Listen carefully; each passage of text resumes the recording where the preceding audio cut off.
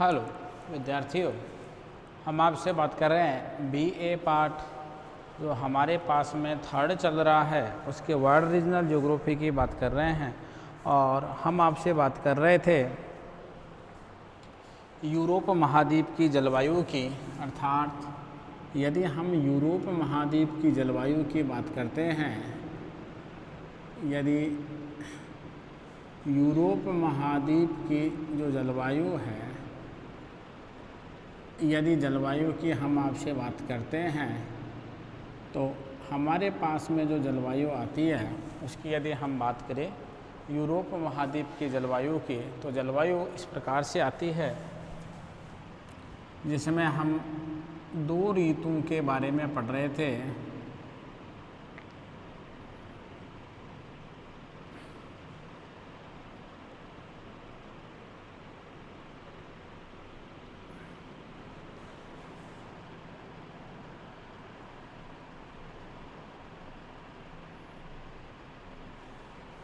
जिसमें हम दो ऋतुओं के बारे में पढ़ रहे थे, एक शीत ऋतु और दूसरी हमारे पास में आ रही थी कौन सी ऋतु? दूसरी हमारे पास में आ रही थी ग्रीष्म ऋतु। कौन सी ऋतु? दूसरी हमारे पास में आ रही थी ग्रीष्म ऋतु। एक शीत ऋतु है और दूसरी हमारे पास में आ रही थी ग्रीष्म ऋतु। ठीक है,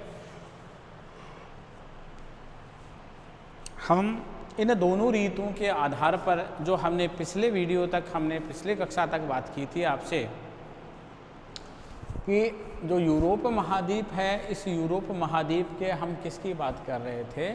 विश्व के जो प्रादेशिक प्रदेश यानी विश्व का जो प्रादेशिक भूगोल है, इस विश्व के प्रादेशिक भूगोल की हम आपसे बात कर रहे थे।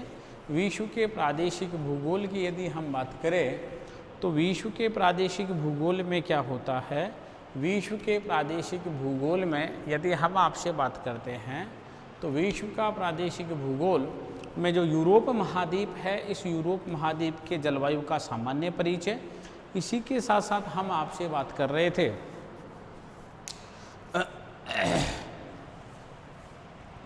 जलवायु में ऋतुओं का प्रभाव, यानी यूरोप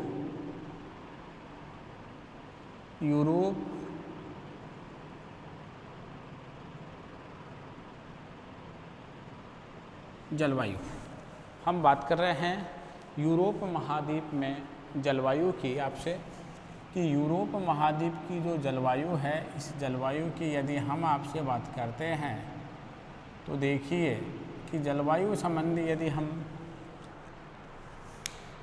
यदि विशेषताओं की यदि हम आपसे बात करते हैं प्यारे विद्यार्थियों, तो देखिए जो यूरोप महाद्वीप है, इस यूरोप महाद्वीप की जो जलवायु संबंधी विशेषताएं हैं, यदि उन विशेषताओं की यदि हम आपसे बात करते हैं तो इस प्रकार से यूरोप महाद्वीप की जलवायु संबंधी विशेषताएं आती हैं। हमारे पास में जो दूसरी ऋतु आती है, हम सेकंड ऋतु की यदि हम आपसे बात करें तो 2 नंबर पर जो हमारे पास में ऋतु आ रही है, उस ऋतु की यदि हम आपसे बात करते हैं, 2 नंबर पर हमारे पास में ऋतु आ रही है ग्रीष्म ऋतु। कौन सी ऋतु की बात कर रहे हैं? हम आपसे बात कर रहे हैं कौन सी ऋतु की? हम आपसे बात कर रहे हैं ग्रीष्म ऋतु की। कौन सी ऋतु की बात कर रहे हैं? हम आपसे बात कर रहे हैं ग्रीष्म ऋतु की। तो जो ग्रीष्म ऋतु है, यदि हम ग्रीष्म ऋतु की आपसे बात करें प्यारे विद्यार्थियों, तो आप देखिए जो ग्रीष्म ऋतु में जलवायु संबंधी जो समर हमारे पास में ग्रीष्म ऋतु की जलवायु हेडिंग है हमारे पास में ग्रीष्म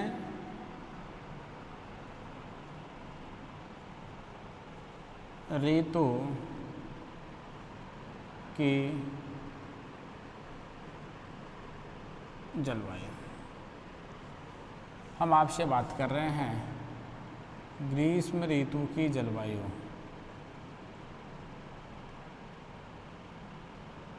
ग्रीष्म ऋतु की जलवायु, यदि हम ग्रीष्म ऋतु की जलवायु की बात करें तो देखिए इसमें हम निम्न बिंदुओं के आधार पर चर्चा करेंगे। सबसे पहले तो हम इस ऋतु के हम तापमान की बात कर लेते हैं कि इस ऋतु में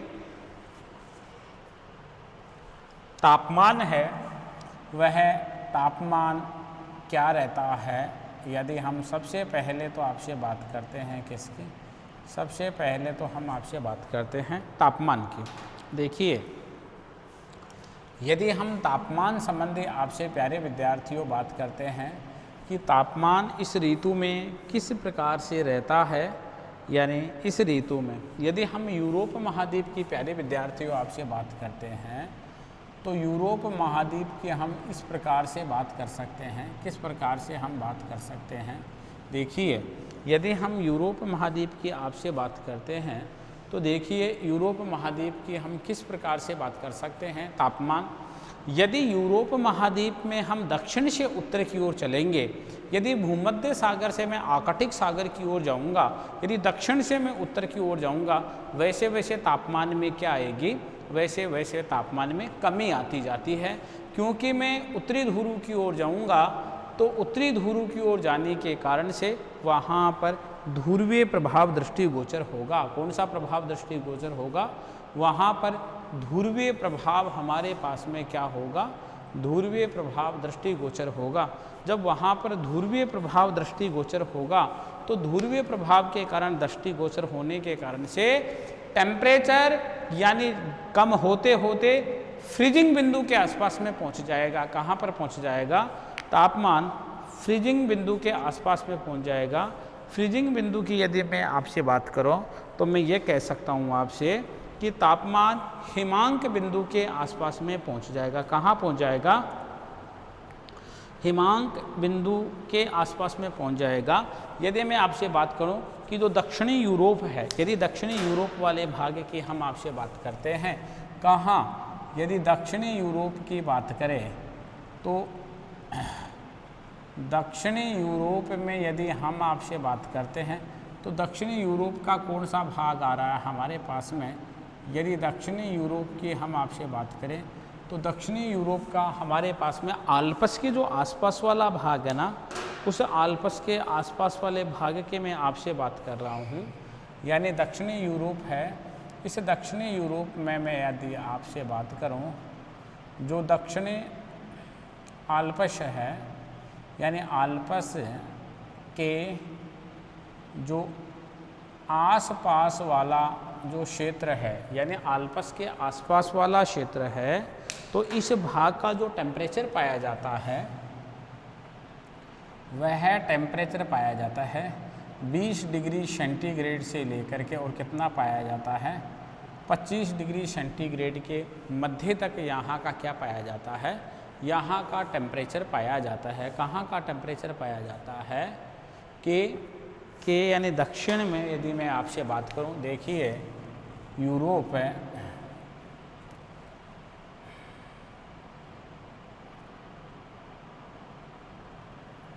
यूरोप है,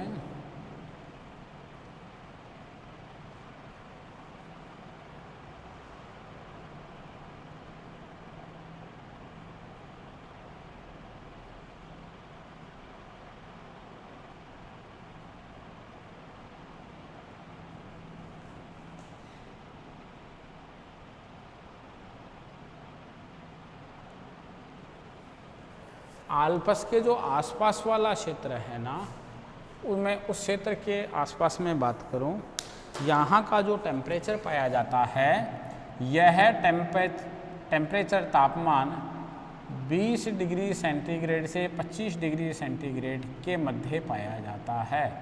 किसके मध्य पाया जाता है? 20 डिग्री सेंटीग्रेड से 25 डिग्री सेंटीग्रेड के मध्य क्या पाया जाता है। हम ये कह सकते हैं इसके मध्य यहाँ का क्या पाया जाता है, यहाँ का टेम्परेचर पाया जाता है। इसका मतलब हम ये बात कर रहे हैं, इसका मतलब ये हो गया कि जो आपका यूरोप का दक्षिणी भाग है, इसके आसपास में है ना, इसके आसपास में जो टेम्परेचर होता है वह टेम्परेचर अधिक होता है। लेकिन मैं आपसे बात करूं, यदि हम दक्षिण से उत्तर की ओर चलेंगे तो टेम्परेचर में क्या आएगी?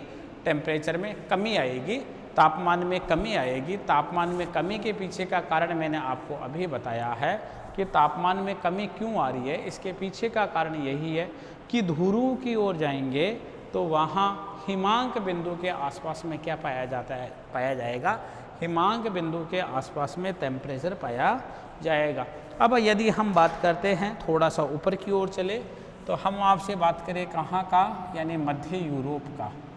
यदि हम आपसे बात करें यानी मध्य यूरोप का, हम यदि तापमान की बात करते हैं कि मध्य यूरोप में तापमान कितना रहता है, हम दक्षिण से उत्तर की ओर चल रहे हैं तो देखो टेम्परेचर में कमी तो निश्चितता के साथ आएगी। हम ये कह सकते हैं यहाँ पर 15 डिग्री सेंटीग्रेड यानी 10 डिग्री सेंटीग्रेड से कितना पाया जाता है, 10 डिग्री सेंटीग्रेड से कितना पाया जाता है, 15 डिग्री सेंटीग्रेड के मध्य तक यहाँ पर क्या पाया जाता है, यहाँ पर तापमान पाया जाता है। यहाँ पर तापमान कितना पाया जाता है, यानी 10 डिग्री सेंटीग्रेड से 15 डिग्री सेंटीग्रेड के मध्य तक पाया जाता है। यानी हम बात करें इसी के साथ साथ जो यूरोप महाद्वीप का जो सागर तटीय भाग है, यानी जो पश्चिमी सागर तटीय भाग है, यदि मैं वहाँ की आपसे बात करता हूँ, उस भाग की तुलना में यदि मैं आपसे बात करूँ कि जो मध्य का यानी जो आंतरिक यूरोप है, इस आंतरिक यूरोप में जो तापमान होता है वो तापमान अधिक पाया जाता है। किस भाग की तुलना में, पश्चिमी यूरोप की तुलना में। यानी जो यहाँ का टेम्परेचर होता है, कहाँ का टेम्परेचर, मैं यदि आपके सागर तटीय यूरोप की बात करूँ तो सागर तटीय यूरोप में यानी जो तापमान होता है वह तापमान क्या होता है, वह तापमान यानी अधिक पाया जाता है, क्योंकि जो आंतरिक भाग होता है यूरोप का, इस यूरोप के आंतरिक भाग में महाद्वीपीयता का जो प्रभाव होता है वह महाद्वीपीयता का प्रभाव क्या होता है, महाद्वीपीयता का प्रभाव दृष्टिगोचर होता है। और महाद्वीपीय प्रभाव के कारण से यहाँ पर क्या पड़ती है, गर्मी अधिक पड़ती है। तो ग्रीष्म ऋतु का जो टेम्परेचर है वो दक्षिणी यूरोप यानी आल्प्स के आसपास में यानी 20 डिग्री सेंटीग्रेड से 25 डिग्री सेंटीग्रेड के मध्य पाया जाता है।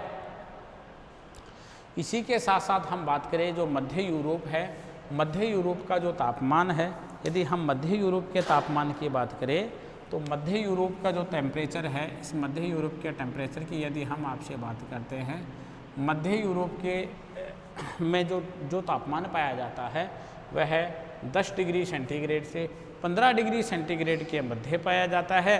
अर्थात पश्चिमी सागर तटीय भाग की तुलना में, क्योंकि पश्चिमी सागर तटीय जो भाग है उस भाग में महासागरीयता का प्रभाव होता है। इसी के साथ साथ यदि हम आपसे बात करें, इसी के साथ यदि हम आपसे बात करते हैं तो जो यूरोप महाद्वीप है, इस यूरोप महाद्वीप का जो आंतरिक भाग है, इस यूरोप महाद्वीप के जो आंतरिक भाग में जो तापमान पाया जाता है, तापमान की यदि हम बात करें तो यदि हम उस तापमान की बात करते हैं तो वहाँ पर टेम्परेचर आंतरिक भाग में अधिक पाया जाता है, क्योंकि यूरोप के आंतरिक भाग में किसका प्रभाव होता है, यूरोप के आंतरिक भाग में महाद्वीपीयता का कॉन्टिनेंटल इफेक्ट होता है। इस कारण से यहाँ का टेम्परेचर अधिक पाया जाता है।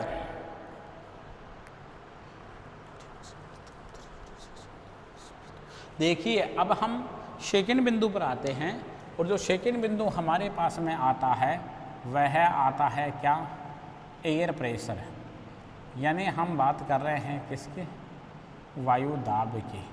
किसकी बात कर रहे हैं, हम आपसे वायु दाब की बात कर रहे हैं। यदि हम वायु दाब की आपसे बात करें तो देखिए, यदि हम वायु दाब की आपसे बात करते हैं तो वायु दाब जो है ना, यानी जो एजोश का जो उच्च वायुदाब है, यानी ग्रीष्म ऋतु में एजोर्स उच्च वायुदाब लगभग 10 डिग्री अक्षांश तक उत्तर की ओर खिसक जाता है। यदि मैं आपसे बात करूं, जो एजोर्स उच्च वायुदाब है ना, एजोर्स उच्च वायुदाब यानी एजोर्स उच्च वायुदाब है, कौन सा वायुदाब है, एजोर्स जो उच्च वायुदाब है, यह एजोर्स उच्च वायुदाब यानी 10 डिग्री उत्तर की ओर खिसक जाता है। क्या हो जाता है? 10 डिग्री उत्तर की ओर खिसक जाता है। क्या हो जाता है? 10 डिग्री उत्तर की ओर खिसक जाता है। यानी एजोर से उच्च वायुदाब 10 डिग्री उत्तर की ओर खिसक जाता है, जिसके कारण भूमध्य सागर में चक्रवात उत्पन्न नहीं होते।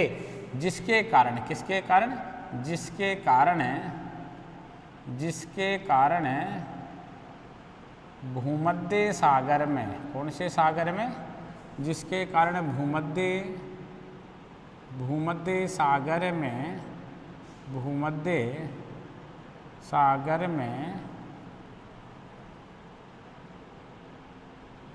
सागर में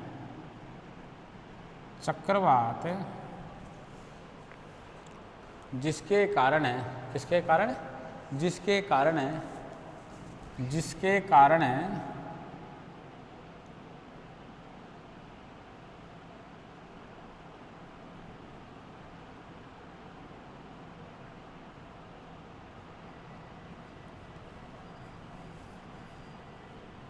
भूमध्य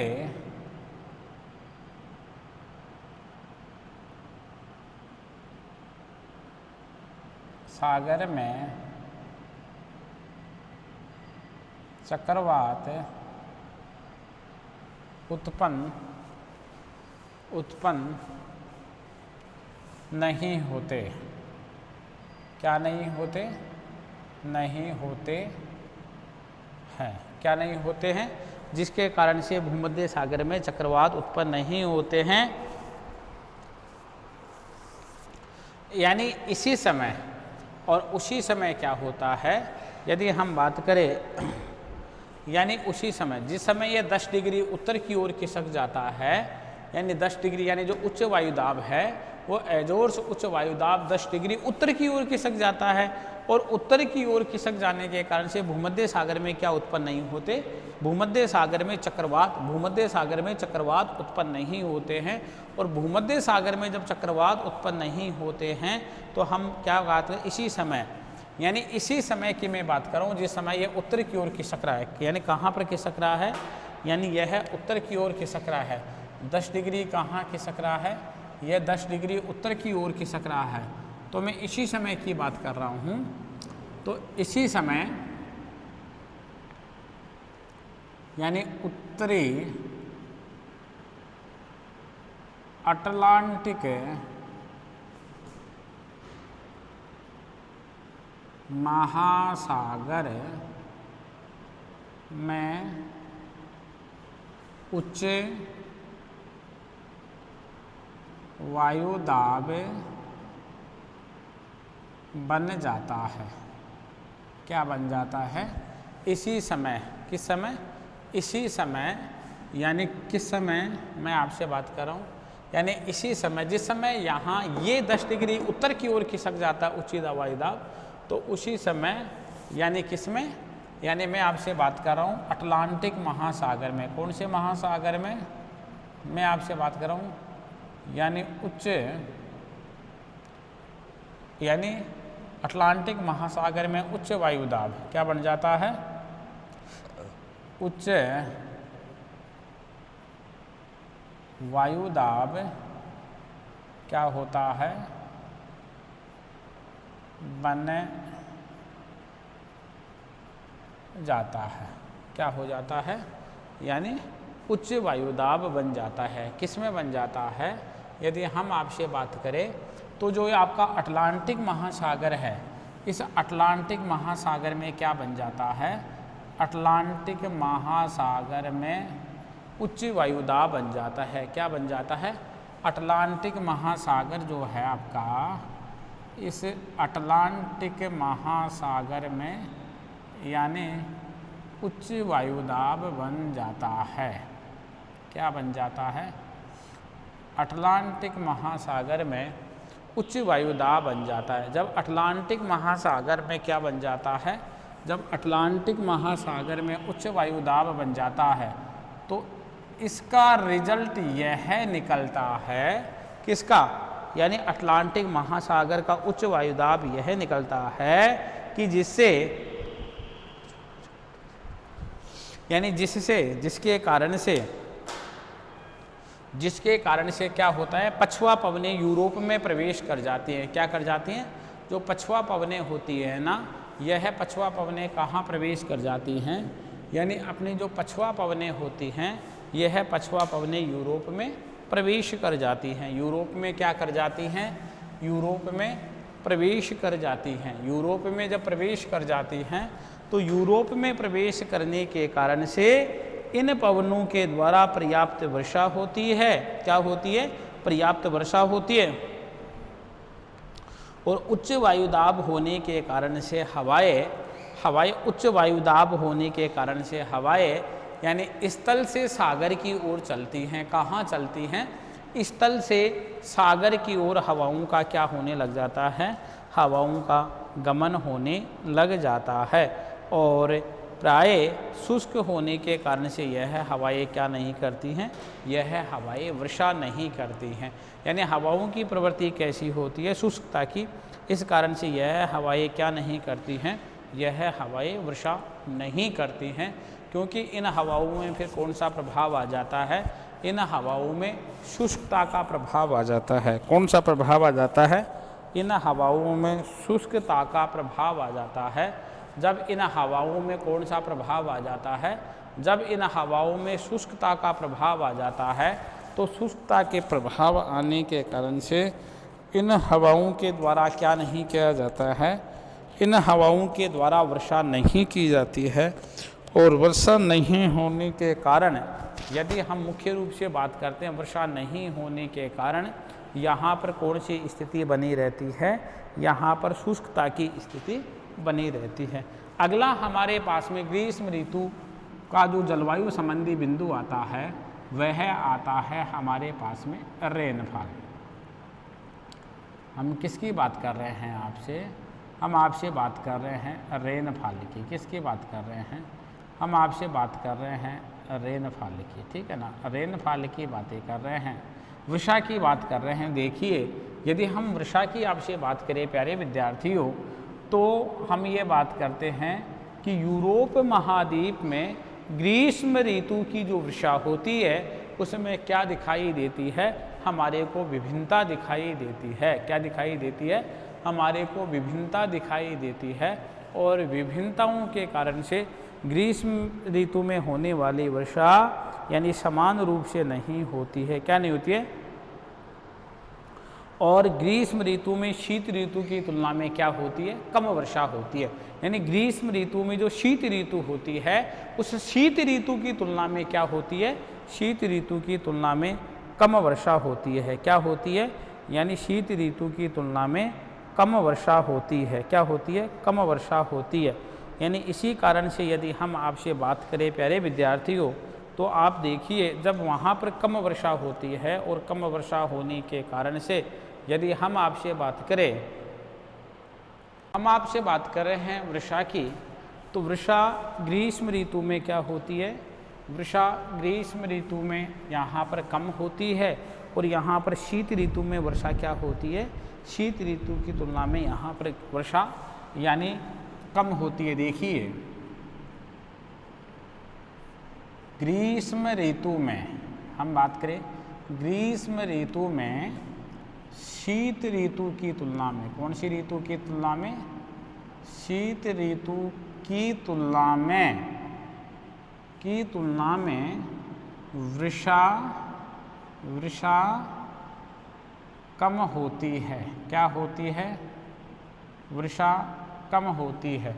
यदि हम आपसे प्यारे विद्यार्थियों बात करें कि यहाँ पर जो वर्षा होती है, यदि इस वर्षा की यदि हम आपसे बात करते हैं, तो वर्षा ग्रीष्म ऋतु में शीत ऋतु की तुलना में कम वर्षा होती है। क्या होती है? यहाँ पर कम वर्षा होती है, ठीक है ना। क्या होती है? यहाँ पर कम वर्षा होती है। यदि मुख्य रूप से हम बात करें, जब यहाँ पर वर्षा की यदि हम मात्रा की बात करते हैं कि कितनी मात्रा में वर्षा होती है, कितनी सेंटीमीटर वर्षा होती है, हम मुख्य रूप से बात करें कि एवरेजली जो औसत वर्षा होती है, यदि हम औसत वर्षा की बात करें, तो यहाँ पर जो औसत वर्षा होती है, कौन सी वर्षा होती है? यदि हम औसत वर्षा की बात करते हैं, तो औसत वर्षा तो होती है कितने सेंटीमीटर? औसत वर्षा तो होती है 100 सेंटीमीटर। कितने सेंटीमीटर वर्षा होती है? औसत वर्षा तो होती है यहाँ पर कितने सेंटीमीटर? 100 सेंटीमीटर वर्षा होती है। कितने? यानी यहाँ पर औसत वर्षा तो 100 सेंटीमीटर वर्षा होती है, ठीक है ना।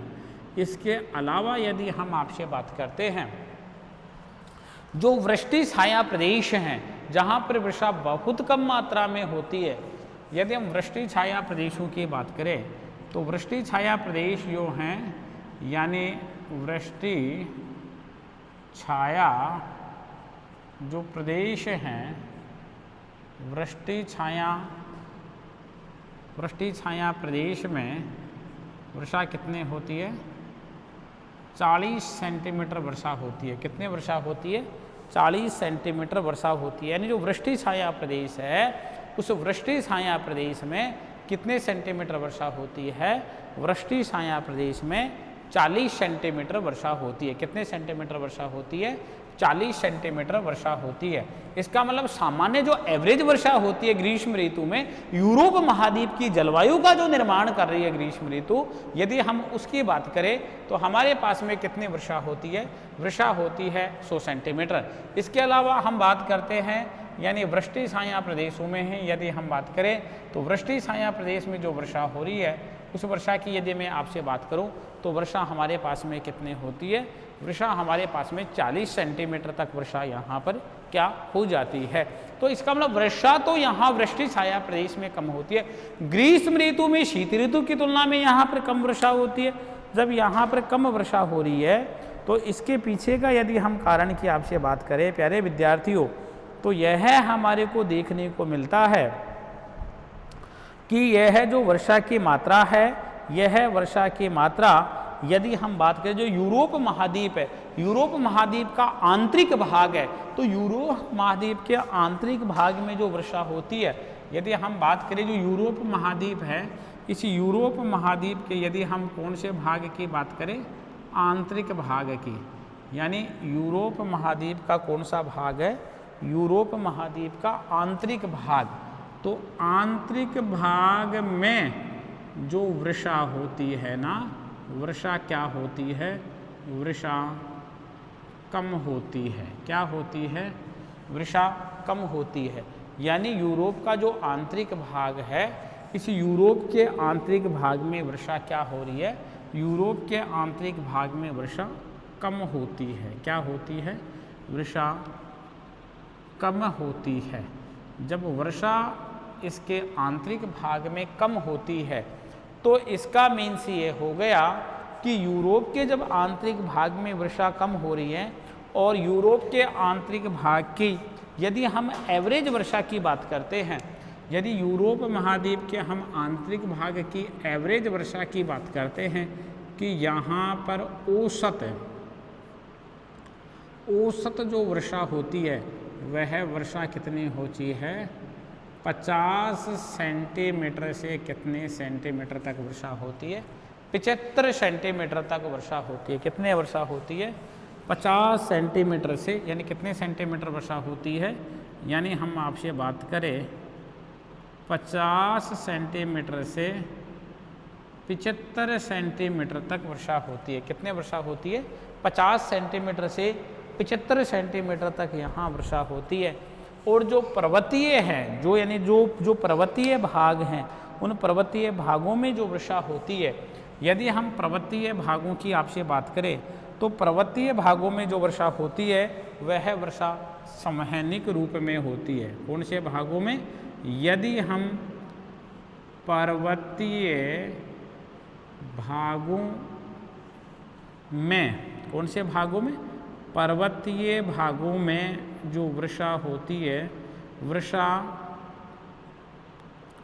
संवहनिक रूप में होती है। कौन से रूप में होती है?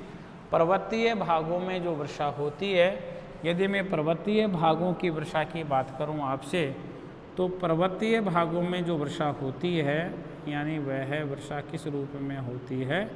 यानी संवहनिक वर्षा होती है। कौन सी वर्षा होती है? संवहनिक वर्षा होती है। कौन से भागों में? यदि हम पर्वतीय भागों की आपसे बात करते हैं तो पर्वतीय भागों में जो वर्षा होती है वह संवहनिक वर्षा होती है, अर्थात यूरोप के पर्वतीय भागों में होने वाली वर्षा संवहनिक वर्षा है।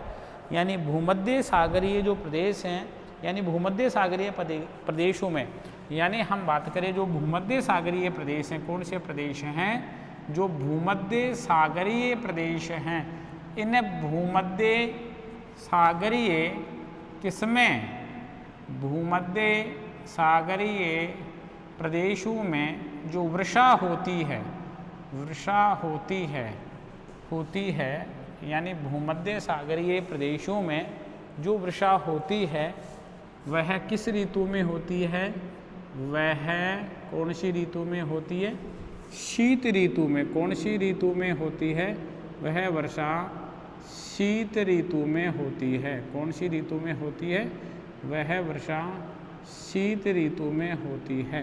कौन सी ऋतु में होती है, वह वर्षा शीत ऋतु में होती है। किस ऋतु में होती है, तथा ग्रीष्म ऋतु, तथा हम बात करें तथा जो ग्रीष्म ऋतु, तथा यानी जो ग्रीष्म ऋतु होती है ना, कौन सी ऋतु, ग्रीष्म ऋतु प्राय क्या होती है, प्राय शुष्क होती है। क्या होती है, प्राय शुष्क होती है। ग्रीष्म ऋतु क्या होती है, ग्रीष्म ऋतु प्राय शुष्क होती है। तो हम ये कह सकते हैं कि वर्षा में भी यहाँ पर क्या पाया जाता है, वर्षा में भी अलग अलग यहाँ पर अंतर पाया जाता है, या अंतर यहाँ पर देखने को मिलता है। तो हम ये कह सकते हैं कि वर्षा वाला जो भाग है, इस वर्षा वाला भाग में भी यहाँ पर क्या पाया जाता है, वर्षा में क्या पाया जाता है, अंतर पाया जाता है। और महज जो ग्रीष्म ऋतु होती है ना, महज जो ग्रीष्म ऋतु होती है, इस ग्रीष्म ऋतु में कितने सेंटीमीटर वर्षा होती है, ग्रीष्म ऋतु में 10 सेंटीमीटर के आसपास ही क्या होती है, वर्षा होती है। अर्थात यहाँ 10 सेंटीमीटर के आसपास ही क्या होती है, 10 सेंटीमीटर के आसपास ही यहाँ पर वर्षा होती है। तो हम ये कह सकते हैं कि यूरोप महाद्वीप में जो ऋत्विक प्रभाव होता है, वह ऋत्विक प्रभाव में क्या पाया जाता है, अंतर पाया जाता है। जैसे मैं यूरोप महाद्वीप के टुंड्रा प्रदेश की बात करूं, यूरोप महाद्वीप के उत्तरी भाग की बात करूं, जिसमें हमारे पास में फिनलैंड आ गया, जिसमें हमारे पास में स्वीडन आ गया, जिसमें हमारे पास में उत्तरी रूस आ गया। यदि मैं इन भागों की आपसे बात करता हूँ, इन भागों में जो वर्षा होती है, यदि मैं इस वर्षा की आपसे बात करता हूँ प्यारे विद्यार्थियों, तो यहाँ पर हिमपात के रूप में वर्षा होती है। यहाँ पर वर्षा हमारे पास में किस रूप में होती है, यहाँ पर वर्षा हमारे पास में यानी हिमपात के रूप में होती है। और यहाँ पर क्या पाया जाता है, और यहाँ पर बर्फ़ का जमाव भी पाया जाता है। क्या पाया जाता है, यहाँ पर हमारे पास में बर्फ़ का क्या पाया जाता है, जमाव भी पाया जाता है। तो प्यारे विद्यार्थियों, हम ये कह सकते हैं कि जो यूरोप महाद्वीप है, यदि इस यूरोप महाद्वीप की यदि हम आपसे बात करें, तो प्यारे विद्यार्थियों हम ये कह सकते हैं आपको कि यहाँ पर जो वर्षा का जो वितरण पाया जाता है, यदि वर्षा के वितरण की यदि हम आपसे बात करते हैं, तो यूरोप के आंतरिक भागों में, यूरोप के आंतरिक के भाग के साथ साथ यूरोप के पर्वतीय भागों में, इसी के साथ साथ यूरोप के उत्तरी भागों में ऋतु के अनुसार यहाँ पर वर्षा में क्या पाया जाता है, अंतर पाया जाता है। हम टॉपिक को आगे बढ़ाते हैं और हम आगे की ओर यदि हम यूरोप महाद्वीप में जलवायु संबंधी बात करें, तो यहाँ पर यानी यूरोप महाद्वीप की जलवायु की हम किसकी बात कर रहे हैं, जलवायु की हम विशेषताओं की बात कर रहे हैं कि यूरोप महाद्वीप की जलवायु की क्या है विशेषताएं, ऐसी कौन कौन सी यानी अनुकूलताएं हैं, ऐसी कौन कौन सी विशेषताएं हैं जो यूरोप महाद्वीप की जलवायु में पाई जाती हैं, जिससे उसी स्थल खंड पर, वहाँ पर रहने वाले स्थल खंड पर उन लोगों के लिए किसका प्रदर्शन होता है, उन लोगों के लिए अनुकूलता का प्रदर्शन होता है। किसका प्रदर्शन होता है, उन लोगों के लिए अनुकूलता का प्रदर्शन होता है। यानी अनुकूलता का जब प्रदर्शन होता है तो हम ये कह सकते हैं कि यूरोप की जलवायु की विशेषताएं, देखिए हम बात करते हैं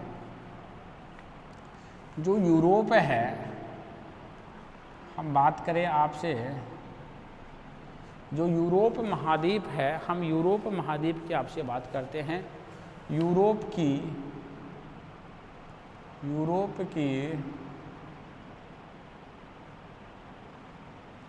जलवायु की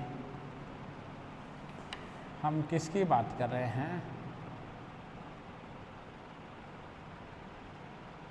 विशेषताओं की बात कर रहे हैं। यूरोप महाद्वीप की जलवायु की विशेषताएं देखिए, हम आपसे बात कर रहे हैं जलवायु की विशेषताएं, ठीक है। यदि हम यूरोप महाद्वीप की जलवायु की विशेषताओं की आपसे बात करें कि ऐसी कौन कौन सी विशेषताएं हैं जो यूरोप महाद्वीप की जलवायु में पाई जाती हैं, हम सबसे पहली विशेषता की बात करते हैं तापमान की समरूपता। किसकी बात करते हैं? पहली जलवायु की विशेषता हमारे पास में आती है, यदि हम 1 नंबर की बात करें तो हमारे पास में आती है तापमान की क्या पाई जाती है? समरूपता। तापमान की क्या पाई जाती है? तापमान की समरूपता पाई जाती है। यदि हम तापमान की समरूपता की बात करें, तापमान की यदि हम समरूपता की बात करते हैं तो देखिए, यदि हम तापमान संबंधी समरूपता की बात करते हैं तो देखिए, तापमान समरूपता का मीन्स ऐसा होता है कि यूरोप महाद्वीप का पश्चिमी भाग, यूरोप महाद्वीप के मध्य का भाग, यूरोप महाद्वीप का उत्तरी भाग और यूरोप महाद्वीप का दक्षिणी भाग, यदि हम उन सभी भागों के तापमान की बात करते हैं तो क्या उस तापमान में कितना अंतर पाया जाता है? क्या अंतर बहुत ज़्यादा है या क्या अंतर बहुत कम है? यानी किस प्रकार से अंतर पाया जाता है, उस अंतर की हम आपसे बात कर रहे हैं। यदि वह अंतर अधिक पाया जाता है, तापमान संबंधी यदि अंतर अधिक पाया जाता है और उस यदि अंतर की यदि हम आपसे प्यारे विद्यार्थियों बात करें कि वो अंतर किस प्रकार से पाया जाता है, तो देखिए, यदि अंतर संबंधी हम विशेषताओं की आपसे बात करते हैं तो यूरोप महाद्वीप के यदि हम यूरोप महाद्वीप के हम पश्चिमी जो तटीय प्रदेश है, यदि हम पश्चिमी तटीय प्रदेश की आपसे बात करें तो यूरोप महाद्वीप का जो पश्चिमी तटीय प्रदेश है, उस पश्चिमी तटीय प्रदेश की यदि मैं बात करता हूँ तो देखिए, यानी पश्चिमी तटीय प्रदेश में की बात करें तो पश्चिमी तटीय प्रदेश में 0 डिग्री से लेके देखिए, हम आपसे बात करते हैं यूरोप का कौन सा पश्चिमी तटीय प्रदेश, कौन से प्रदेश मैं आपसे बात कर रहा हूँ? यूरोप का पश्चिमी तटीय प्रदेश। कौन सा प्रदेश? पश्चिमी तटीय प्रदेश की मैं आपसे बात कर रहा हूँ कि यूरोप महाद्वीप है, उसके पश्चिमी तटीय प्रदेश का जो तापमान होता है वह तापमान कितना पाया जाता है? तो यहाँ का तापमान पाया जाता है 0 डिग्री से लेकर के और 10 डिग्री के मध्य पाया जाता है। कितना पाया जाता है? 0 डिग्री से लेकर के और 10 डिग्री के। देखो, हम समरूपता की बात करें, इक्विलिटी की बात कर रहे हैं कि बहुत ज़्यादा अंतर नहीं पाया जाता है यहाँ पर। इसके अलावा यदि हम आपसे बात करें कि जो भूमध्य सागरीय देश हैं तथा यानी यूरोप महाद्वीप के कौन से देश हैं, यानी भूमध्य, हम कौन से भागों की बात कर रहे हैं? भूमध्य सागरीय, यदि हम देशों की बात करें, भूमध्य सागरीय जो देश हैं यदि उसकी हम बात कर रहे हैं, भूमध्य सागरीय जो देश है ना, भूमध्य सागरीय देश कौन से महाद्वीप के? यूरोप महाद्वीप के जो भूमध्य सागरीय देश हैं, उस भूमध्य सागरीय यदि हम देशों की बात करें कि भूमध्य सागरीय देशों में जो टेम्परेचर पाया जाता है बहुत ज़्यादा अंतर नहीं होता है, यानी 5 डिग्री सेल्सियस से लेकर के और 12 डिग्री सेल्सियस के मध्य तक पाया जाता है। 5 डिग्री सेल्सियस से लेकर के और 12 डिग्री सेल्सियस के मध्य तक पाया जाता है, ठीक है ना। इसके अलावा यदि हम बात करते हैं कहाँ की, यदि यूरोप महाद्वीप की यदि हम बात करें, जिसमें यानी ग्रीष्म काल में जो उत्तरी यूरोप है, जिसमें इंग्लैंड यानी उत्तरी यूरोप, इंग्लैंड, आयरलैंड, स्कैंडिनेवियाई जो देश हैं, इसमें नॉर्वे है, जिसमें स्वीडन है, जिसमें फिनलैंड है, इन देशों को हम स्कैंडिनेवियाई देश कहते हैं। कौन से देश कहते हैं? इन देशों को हम स्कैंडिनेवियाई देश कहते हैं। यानी वहाँ का यदि हम टेम्परेचर की बात करें तो वहाँ का टेम्परेचर कितना पाया जाता है? वहाँ का टेम्परेचर 15 डिग्री सेंटीग्रेड के मध्य पाया जाता है। कितना पाया जाता है? वहाँ का तापमान 15 डिग्री सेंटीग्रेड के मध्य पाया जाता है। कितना पाया जाता है? 15 डिग्री सेंटीग्रेड के मध्य पाया जाता है। यदि मैं भूमध्य सागर के आसपास वाले भागों की बात करूं, जो भूमध्य सागर के आसपास वाले भाग हैं, उन भूमध्य सागर के आसपास वाले भागों में जो तापमान पाया जाता है वह तापमान 20 डिग्री सेल्सियस से लेके 25 डिग्री सेल्सियस के मध्य पाया जाता है। कितना? 20 यानी 20 डिग्री सेंटीग्रेड से लेकर के 25 डिग्री सेंटीग्रेड के यानी मध्य में यानी इस प्रकार का क्या पाया जाता है? टेम्परेचर पाया जाता है। हम ये कह सकते हैं इनके मध्य में जो तापमान पाया जाता है ना, इस तापमान के कारण से यह तापमान जैतून और जो अंजीर की फसलें होती हैं उन यानी अंजीर की फसलों के लिए क्या होता है? लाभदायक होता है। यदि हम भूमध्य सागरीय क्षेत्र की बात करें, कौन से? यानी भूमध्य सागरीय क्षेत्र में, कौन से क्षेत्र में? भूमध्य सागरीय क्षेत्र में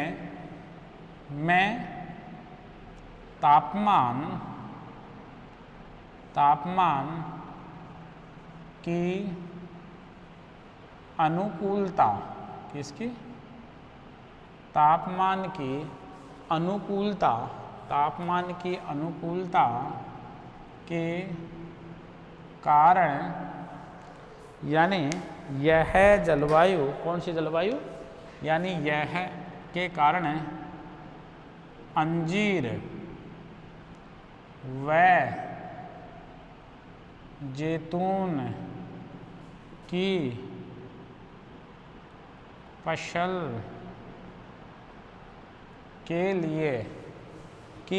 के लिए यानी अंजीर और जैतून की फसल के लिए क्या होता है?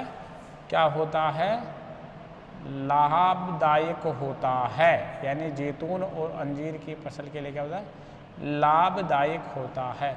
यानी यह जो टेम्परेचर यानी पाया जाता है, यह टेम्परेचर, यह तापमान यानी जैतून की फसल और जो अंजीर की फसल होती है उसके लिए अनुकूलता सिद्ध करता है। तो हम ये कह सकते हैं कि यूरोप महाद्वीप के आंतरिक भागों में और यूरोप यानी महाद्वीप के आंतरिक भागों के साथ साथ तटवर्ती भागों में यानी तापमान संबंधी भूमध्य सागरीय क्षेत्र में तापमान संबंधी अनुकूलता होने के कारण से, कौन सी?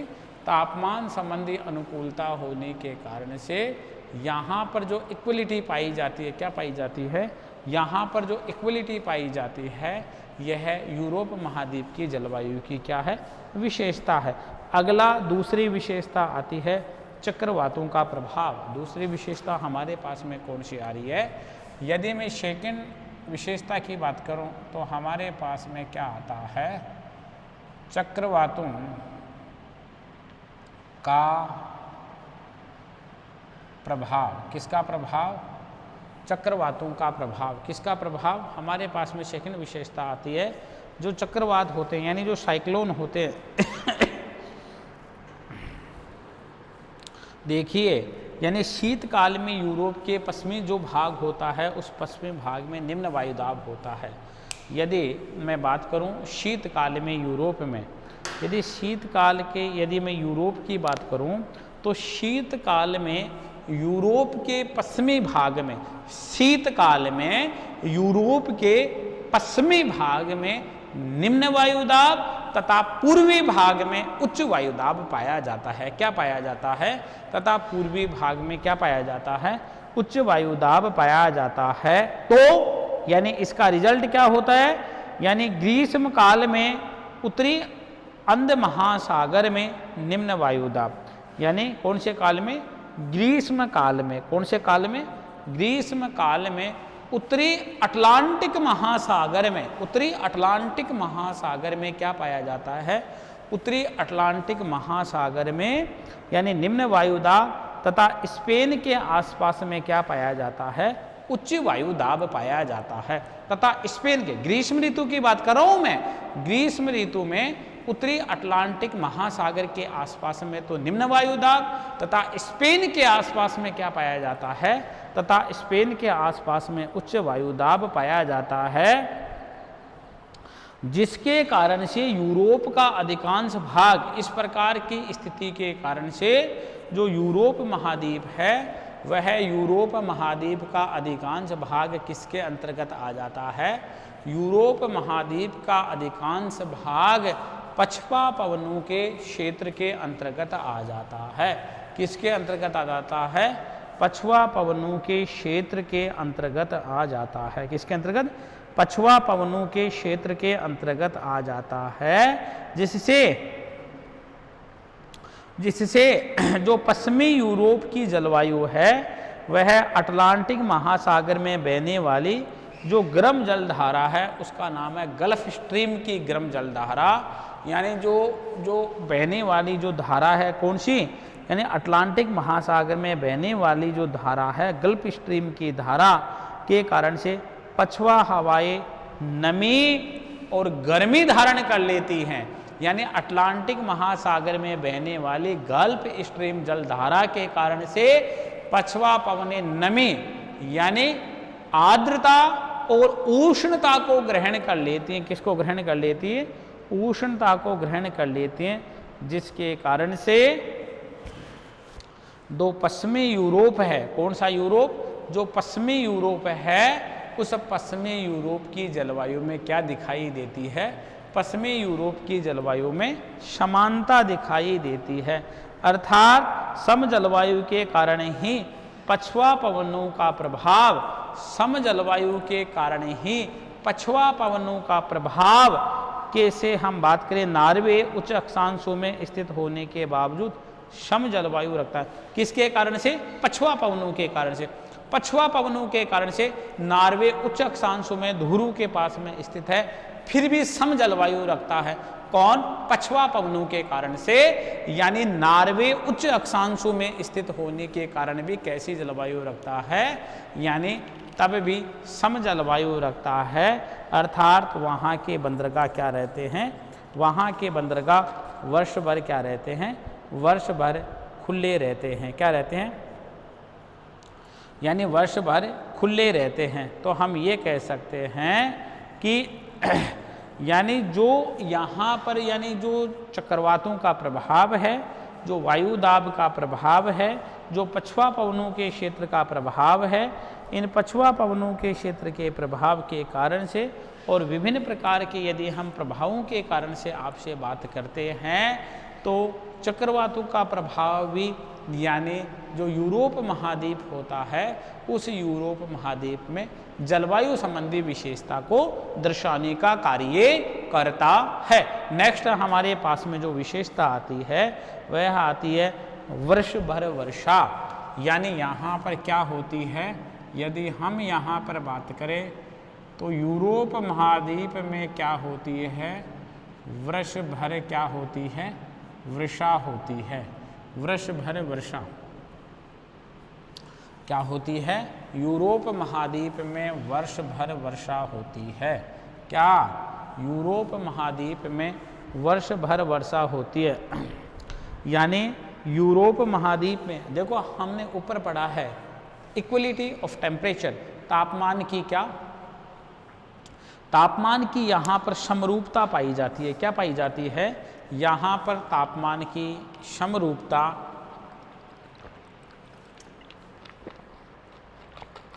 यहाँ पर तापमान की समरूपता पाई जाती है।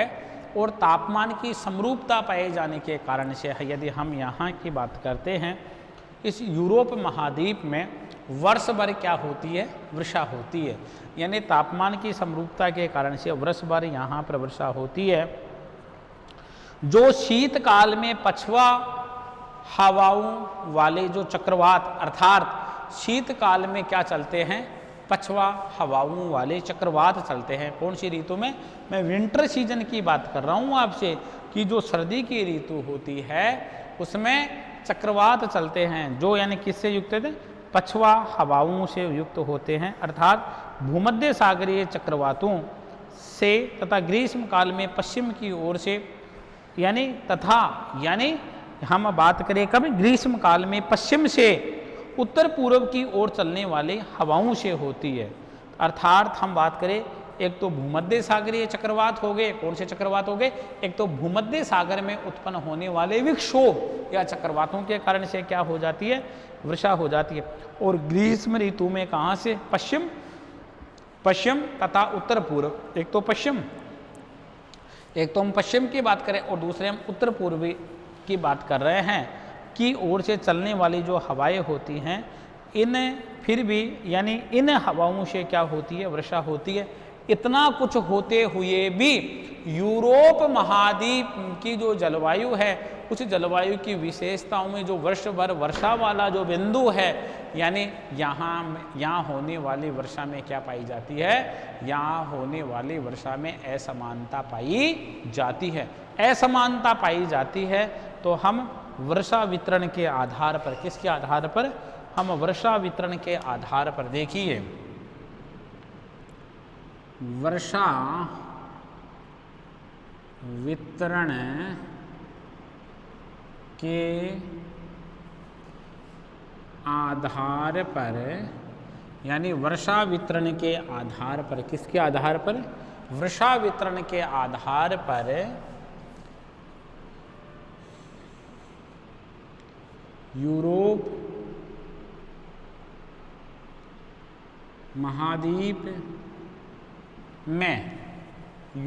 महाद्वीप में, यानी वर्षा वितरण के आधार पर हम किसकी बात कर रहे हैं, यानी यूरोप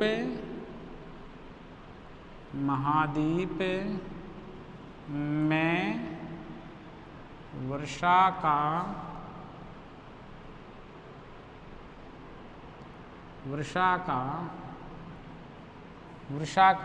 वितरण, किसका वितरण, वर्षा का वितरण, तो हम 5 भागों में बांट सकते हैं। अधिक वर्षा वाला क्षेत्र, मध्यम, न्यून और शीतकालीन वर्षा वाले क्षेत्र। यानी मुख्य रूप से है, यदि हम बात करें, यानी निम्न हम भागों में बांट सकते हैं। तो यदि हम उन भागों की बात करें, सबसे पहला जो हमारे पास में क्षेत्र आता है, वह क्षेत्र आता है, कौन से क्षेत्र, अधिक वर्षा वाले क्षेत्र, अधिक वर्षा वाले क्षेत्र। नंबर 2 की बात करें, मध्यम वर्षा वाले क्षेत्र। नंबर 3 की बात करें, न्यून वर्षा वाले क्षेत्र। नंबर 4 की बात करें, शीतकालीन वर्षा वाले क्षेत्र। कौन से क्षेत्र, शीतकालीन वर्षा वाले क्षेत्र। हम आपसे बात कर रहे हैं वर्षा वाले उन क्षेत्रों की। फिर हमारे पास में आ रहे हैं, यदि हम आपसे बात करें,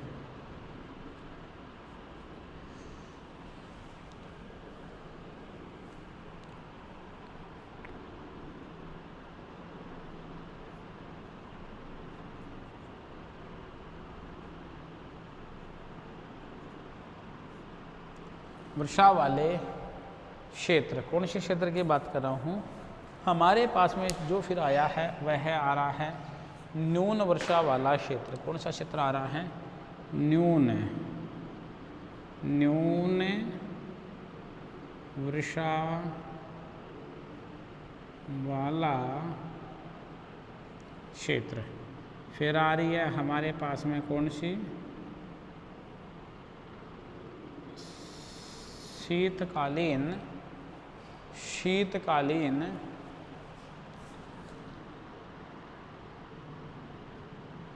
वर्षा वाले क्षेत्र। कौन से? शीतकालीन वर्षा वाले क्षेत्र।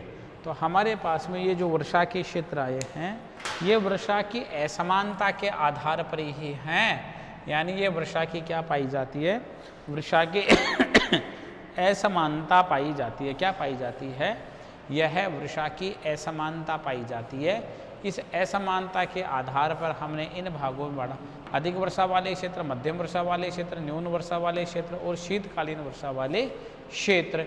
यह हमारे पास में वर्षा के क्षेत्र आ रहे हैं। यदि हम मुख्य क्षेत्रों की बात करें तो जो चक्रवात होते हैं, इन चक्रवातों का प्रभाव है, वर्ष भर वर्षा है, तापमान की समरूपता है, ये सारी जो विशेषताएं होती हैं, ये सारी विशेषताएं जो यूरोप महाद्वीप है, उस यूरोप महाद्वीप की प्रमुख क्या हैं? यूरोप महाद्वीप की प्रमुख विशेषताएं हैं। हम आगे प्यारे विद्यार्थियों आपसे बात करते हैं यूरोप महाद्वीप के जलवायु प्रदेशों की। हम किसकी बात कर रहे हैं आपसे? हम आगे आपसे बात कर रहे हैं जो यूरोप महाद्वीप है, उस यूरोप महाद्वीप के हम जलवायु प्रदेशों की आपसे बात कर रहे हैं कि यूरोप महाद्वीप के कौन कौन से हमारे पास में जलवायु प्रदेश हैं। अर्थात उन जलवायु प्रदेशों की हम बात कर रहे हैं। कौन से प्रदेशों की बात कर रहे हैं? यूरोप महाद्वीप के हम जलवायु प्रदेशों की यदि हम आपसे बात करें तो देखिए हमारे पास में हेडिंग आता है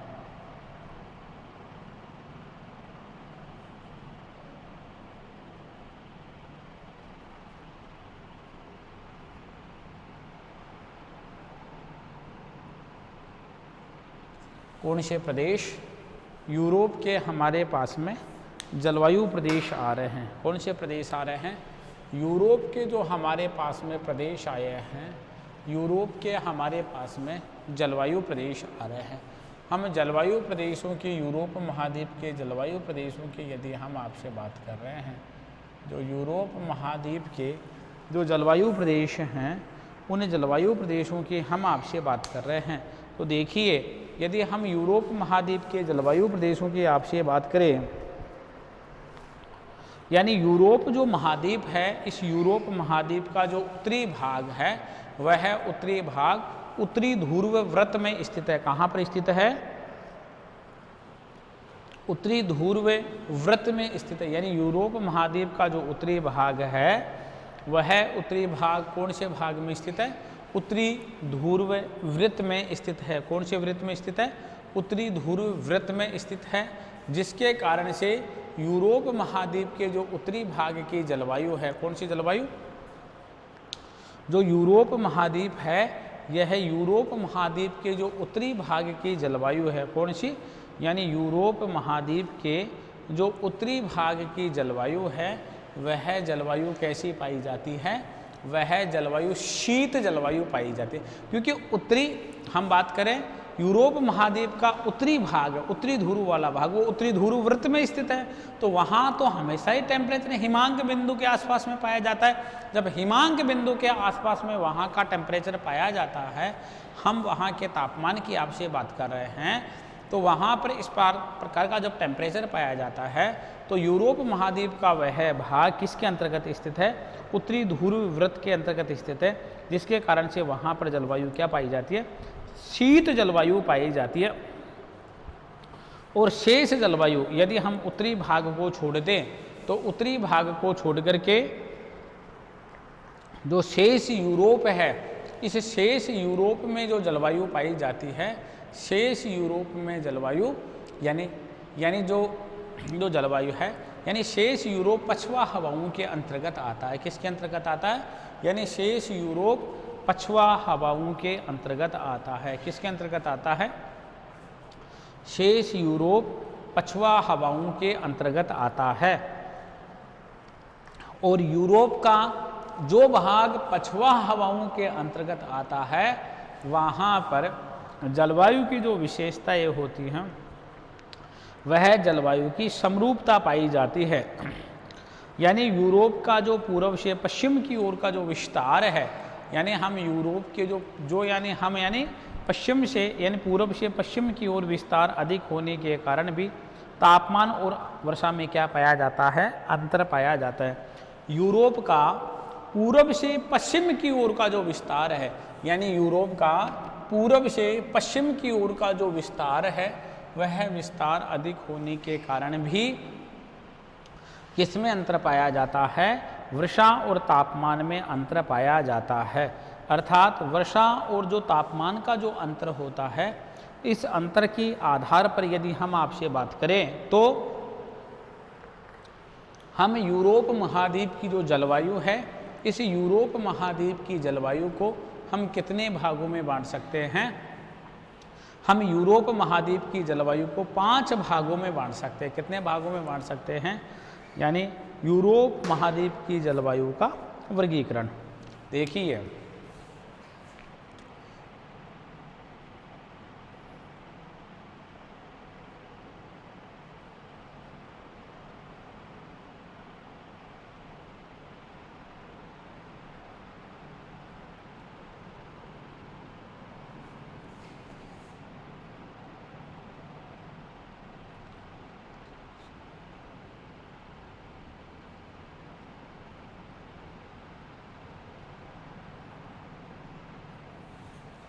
यूरोप महाद्वीप की जलवायु का वर्गीकरण। तो हम वर्गीकरण के जो हमारे पास में बिंदु आते हैं, वह वर्गीकरण के हमारे पास में कितने बिंदु आते हैं? वर्गीकरण के हमारे पास में 5 प्रकार आते हैं।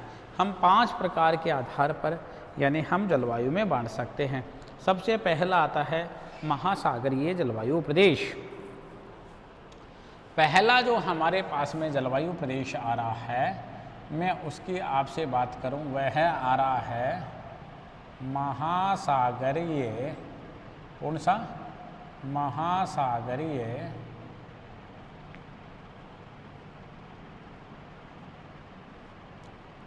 जलवायु प्रदेश। कौन सा प्रदेश? पहला जो जलवायु का प्रदेश आया है, यदि मैं उस जलवायु प्रदेश की आपसे बात करूं, तो पहला हमारे पास में जलवायु प्रदेश आ रहा है महासागरीय जलवायु प्रदेश। यानी ऐसा प्रदेश जहाँ पर यानी महासागरीयता का प्रभाव, जहाँ पर महासागरीयता का प्रभाव दृष्टिगोचर होता है, वहाँ की जलवायु पर, उस भाग को हमने महासागरीय जलवायु कहा है। क्या कहा है? महासागरीय जलवायु प्रदेश में शामिल किया है। यदि इसके हम कुछ बिंदुज पढ़ेंगे, उन बिंदुज के आधार पर हम आपके पास में वर्गीकरण करेंगे, जिससे जब आप भी स्टडी करें तो आपको बहुत सहूलियत रहे। हम सबसे पहले इसके विस्तार की बात कर लेते हैं कि कहाँ कहाँ पर इस जलवायु प्रदेश का क्या पाया जाता है, विस्तार पाया जाता है। देखिए, यदि हम विस्तार की बात करें, यदि हम विस्तार की बात करें तो हमारे पास में आता है कौन सा? उत्तरी अटलांटिक, उत्तरी अटलांटिक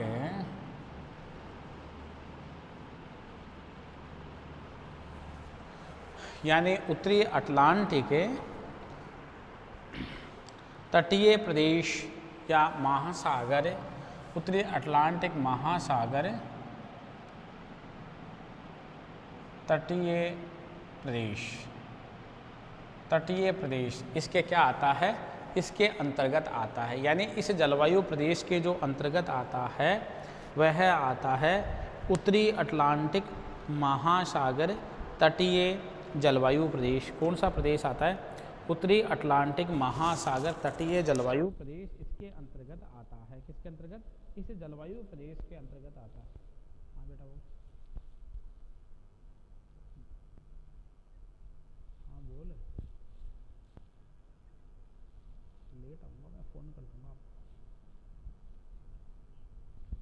तो हम बात कर रहे थे इस जलवायु प्रदेश की। जो यह जलवायु प्रदेश हमारे यानी पास में है महासागरीय जलवायु प्रदेश, इसका विस्तार पाया जाता है जो उत्तरी अटलांटिक महासागर का जो तटीय भाग है उस तटीय भाग तक इस जलवायु प्रदेश का क्या पाया जाता है, इस जलवायु प्रदेश का विस्तार पाया जाता है। इसके अंतर्गत हम बात करें ब्रिटेन यानी स्कैंडिनेविया प्रमुख क्षेत्र हैं। कौन कौन से आते हैं, एक तो ब्रिटेन वाला भाग आ गया इसके अंतर्गत, और एक इसके अंतर्गत कौन सा भाग आ गया, स्कैंडिनेविया वाला भाग आ गया। कौन सा भाग आ गया, एक इसके अंतर्गत स्कैंडिनेवियाई देश आ गए। कौन से देश आ गए, स्कैंडिनेवियाई देश आ गए, ठीक है ना। स्कैंडिनेवियाई इसके अंतर्गत देश आ गए। तो मैं स्कैंडिनेवियाई देशों के अंतर्गत बात करूं, एक तो स्कैंडिनेवियाई देशों के अंतर्गत आता है नॉर्वे, स्वीडन और फिनलैंड। इसके अंतर्गत हमारे पास में कौन कौन से देश आ रहे हैं, यानी एक तो नॉर्वे आ गया, एक स्वीडन आ गया और एक फिनलैंड आ गया। कौन सा लैंड आ गया, एक फिनलैंड आ गया, ठीक है ना। यहाँ पर कौन सी ऋतु में वर्षा होती है, यानी यहाँ पर शीत ऋतु में वर्षा होती है, तापमान अधिक रहता तथा बादल छाए रहते हैं।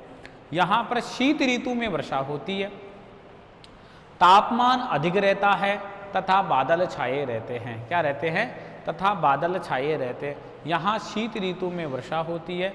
शीत ऋतु में वर्षा के साथ साथ हम आपसे बात करते हैं यहाँ पर तापमान अधिक होता है, और तापमान अधिक होने के साथ साथ यहाँ पर क्या छाए रहते हैं, बादल छाए रहते हैं। यह महासागरीय जलवायु यानी स्वास्थ्य के लिए उत्तम होती है, क्योंकि इस जलवायु में समता का प्रभाव पाया जाता है। किसका प्रभाव पाया जाता है, इस जलवायु में समता का प्रभाव पाया जाता है। समता का मीन्स होता है समानता का प्रभाव पाया जाता है। तो यह जो जलवायु होती है, इस जलवायु की मैं बात करूं तो यह जलवायु स्वास्थ्य के लिए क्या होती है, स्वास्थ्य के लिए अनुकूल होती है। यानी महासागरीय जो जलवायु है ना, महासागरीय जलवायु किसके लिए, स्वास्थ्य के लिए क्या होती है, स्वास्थ्य के लिए अनुकूल।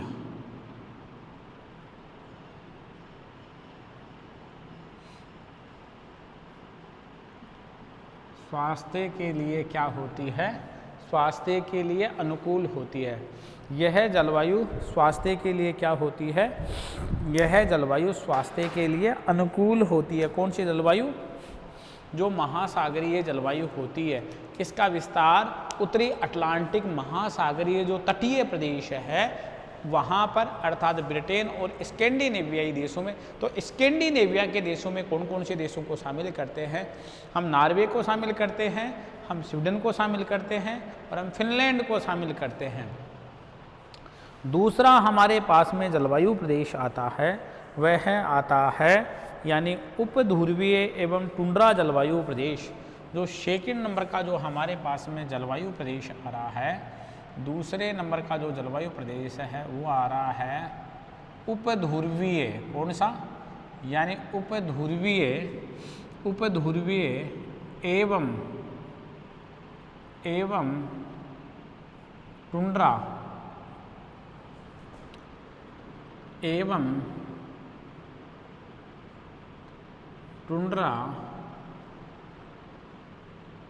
जलवायु प्रदेश। कौन सा जलवायु प्रदेश, उपध्रुवीय एवं टुंड्रा जलवायु प्रदेश। इसी के साथ साथ यदि मैं आपसे बात करूं, इसी को मैं कह दूंगा उत्तरी पूर्वी जलवायु प्रदेश। इसी का यदि हम दूसरे नाम की बात करते हैं तो हमारे पास में आ जाता है उत्तरी पूर्वी कौन सा जलवायु प्रदेश। कौन सा प्रदेश आ रहा है, उत्तरी पूर्वी जलवायु प्रदेश आ रहा है। यानी दूसरा जो हमारे पास में आ रहा है वह आ रहा है उत्तरी पूर्वी जलवायु प्रदेश। तो देखिए दूसरा यूरोप महाद्वीप का जो जलवायु प्रदेश आ रहा है हमारे पास में, यदि उस जलवायु प्रदेश की हम आपसे बात करते हैं तो वो उपध्रुवीय जलवायु प्रदेश है, यानी हमें इस जलवायु प्रदेश के विस्तार की यदि हम आपसे बात करते हैं कि इस जलवायु प्रदेश का जो विस्तार पाया जाता है, उस विस्तार की यदि हम आपसे बात करें तो वही हमारे पास में विस्तार आता है। एक तो फिनलैंड का भाग आ रहा है, फिनलैंड के भाग के साथ के हम बात करें स्वीडन का भाग आ रहा है, इसी के साथ साथ नॉर्वे का भाग आ रहा है और रूस का उत्तरी भाग आ रहा है। देखिएगा, एक तो हमारे पास में आ रहा है कौन सा भाग, यानी एक तो हमारे पास में आ रहा है रूसी उत्तरी भाग। कौन सा भाग आ रहा है? एक तो रूस का हमारे पास में उत्तरी भाग आ रहा है, एक हमारे पास में कौन सा भाग आ रहा है? नॉर्वे का भाग आ रहा है, एक हमारे पास में कौन सा भाग आ रहा है? स्वीडन का भाग आ रहा है, और एक हमारे पास में आ रहा है कौन सा भाग? फिनलैंड का भाग आ रहा है। कौन सा भाग आ रहा है? एक हमारे पास में फिनलैंड वाला भाग आ रहा है। तो यह भाग हमारे पास में आ रहे हैं, इसके अंतर्गत यह भाग शामिल होते हैं। यानी यह जो उपध्रुवीय प्रदेश है, टुंड्रा प्रदेश ध्रुवीय, तो यह जलवायु प्रदेश शीत प्रधान जलवायु प्रदेश है। कौन सा जलवायु प्रदेश है? यह जलवायु प्रदेश शीत प्रधान जलवायु प्रदेश है। शीत ऋतु लंबी होती है और अति शीतल होती है। शीत ऋतु कैसी होती है? शीत ऋतु लंबी होती है और लंबी के साथ साथ शीतल भी होती है, यानी बहुत ठंडी होती है, तथा ग्रीष्म ऋतु छोटी होती है। क्या होती है? तथा जो ग्रीष्म ऋतु होती है वह ग्रीष्म ऋतु छोटी होती है। यदि मैं आपसे बात करूं किसकी? टेम्परेचर की बात करूं, यदि मैं आपसे किसकी बात करूं? यदि मैं आपसे तापमान की बात करूं तो यहाँ हम तापमान दो वे में पढ़ेंगे। कितने वे में पढ़ेंगे? हम यहाँ पर तापमान दो वे में पढ़ेंगे। एक वे तो हमारे पास में आएगा कौन सा? शीत ऋतु का तापमान। शीत ऋतु का तापमान एक तो हमारे पास में यह है, और दूसरा हमारे पास में आएगा ग्रीष्म ऋतु का तापमान। कौन सी ऋतु का तापमान? दूसरा हमारे पास में आ रहा है ग्रीष्म ऋतु का तापमान। कौन सी ऋतु का तापमान?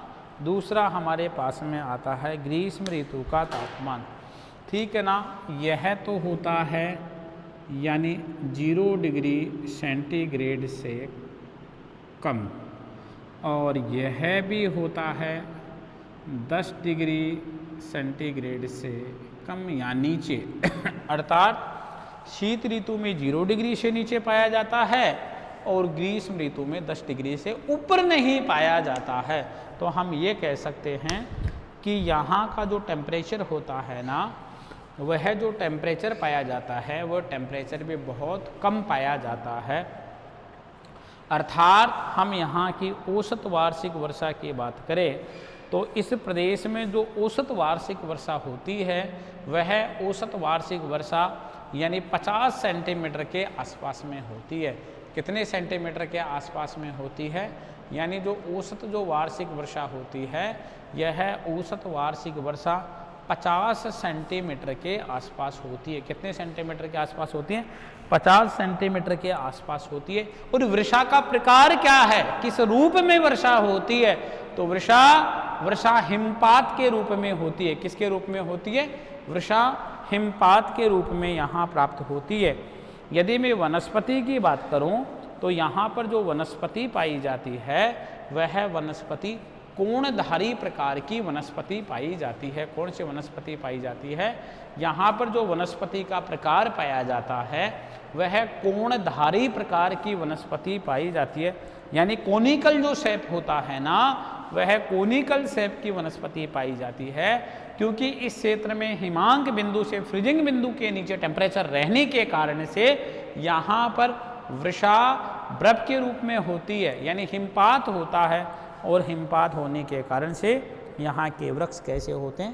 कोणधारी वृक्ष होते हैं, जिनमें काई, लाइकेन और अल्पकाल के लिए कुछ समय के लिए ही, यानी जिनमें फूल निकलते हैं, तो रंग बिरंगे फूलों वाले जो वृक्ष होते हैं वह वृक्ष यहाँ पर क्या होते हैं, वह वृक्ष यहाँ पर पाए जाते हैं। कौन से वृक्ष पाए जाते हैं?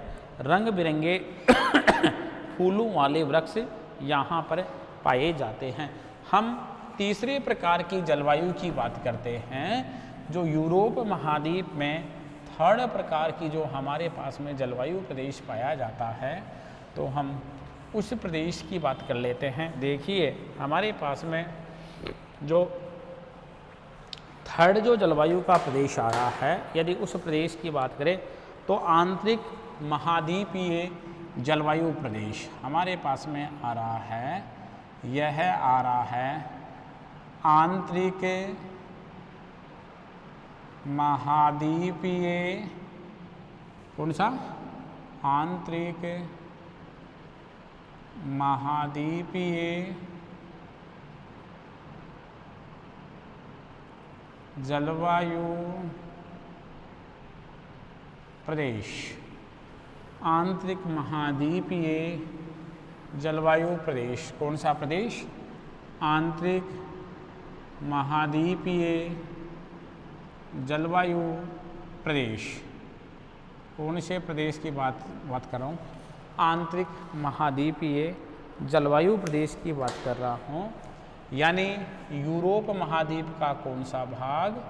हम यूरोप महाद्वीप के आंतरिक भाग की बात कर रहे हैं। कौन से भाग की बात कर रहे हैं? हम यूरोप महाद्वीप के आंतरिक भाग की बात कर रहे हैं। जो यूरोप महाद्वीप है, यह यूरोप महाद्वीप का जो आंतरिक भाग है, उस भाग में पाए जाने वाले मैं जलवायु प्रदेशों की बात करता हूँ। इसी जलवायु प्रदेश का जो उपनाम है, यदि मैं उपनाम की बात करूँ, यदि मैं इसी जलवायु प्रदेश के उपनाम की बात करूं, तो इसको हम किस नाम से जानते हैं? यानी एक अन्य नाम और पूर्वी महाद्वीपीय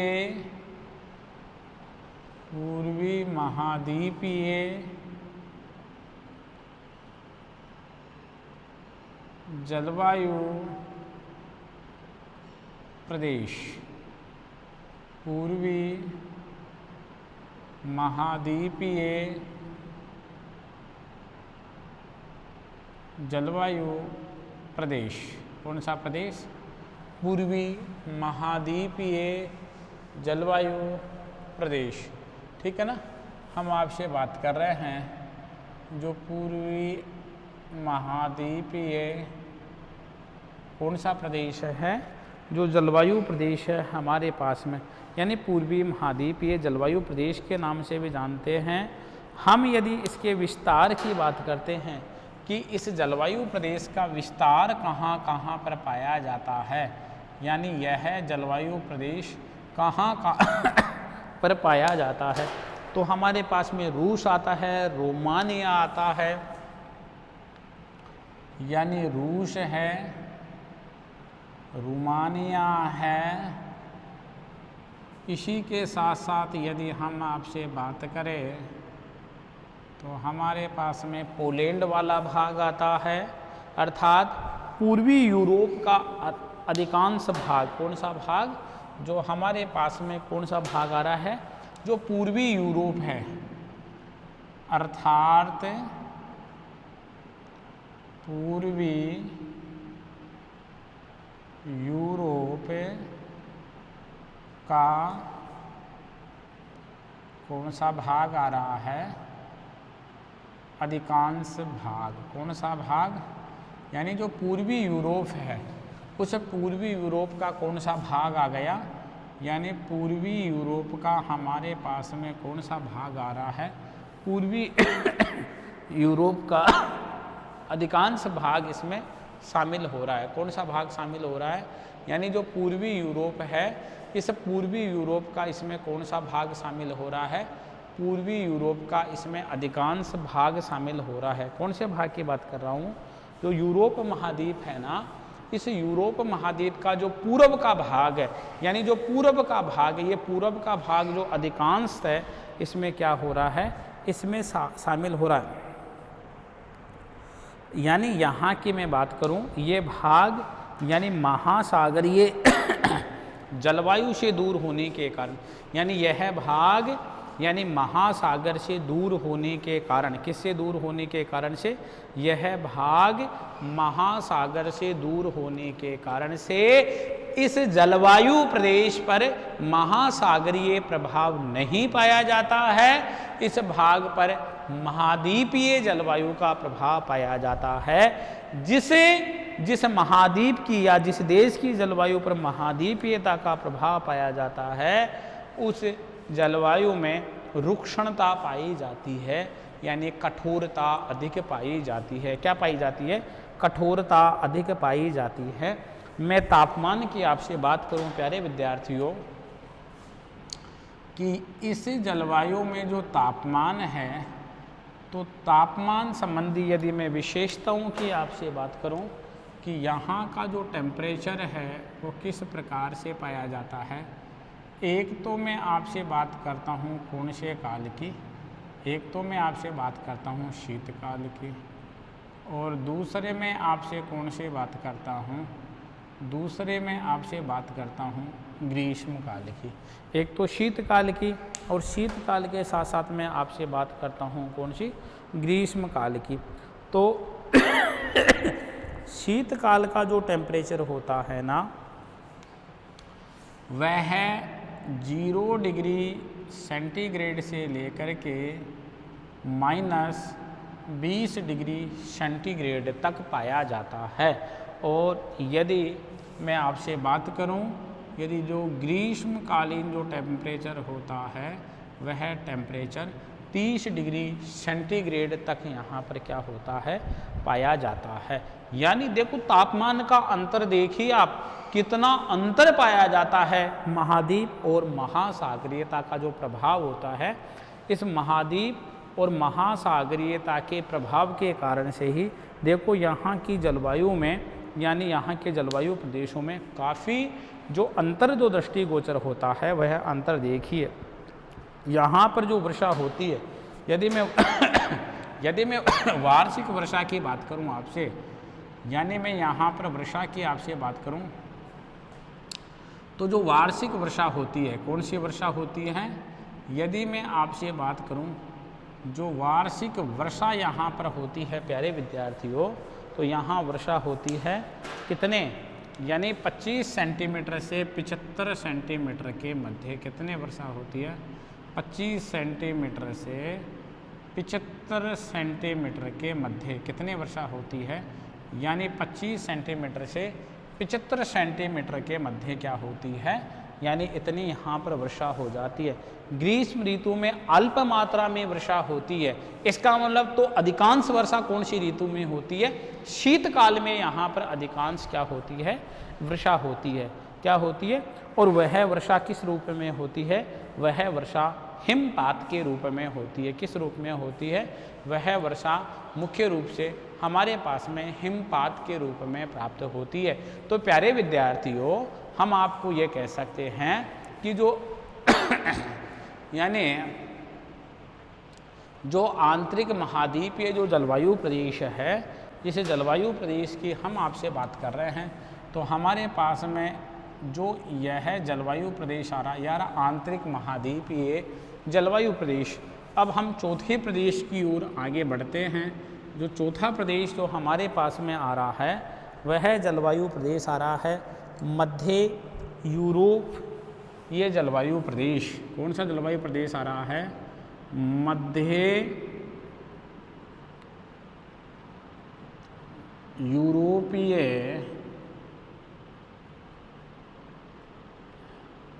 जलवायु प्रदेश। कौन सा प्रदेश आ रहा है, यानी मध्य यूरोपीय जलवायु प्रदेश। देखिए हम आपसे बात करते हैं मध्य यूरोपीय जलवायु प्रदेशों की। तो जो मध्य यूरोपीय जलवायु प्रदेश है, यानी यह पाया जाता है, यानी महाद्वीपीय और जो महासागरीय जलवायु प्रदेश है ना, यानी एक तरफ तो महासागरीय जलवायु प्रदेश है, देखिए, यानी एक तरफ यानी महासागरीय